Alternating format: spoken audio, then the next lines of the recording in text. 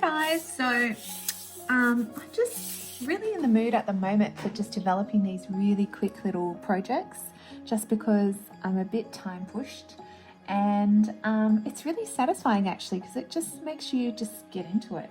So what I've done here is I've just put down a bit of a random watercolor, different shapes, and then I've gone over the top with the aqua painters from Micador, and I just picked a palette.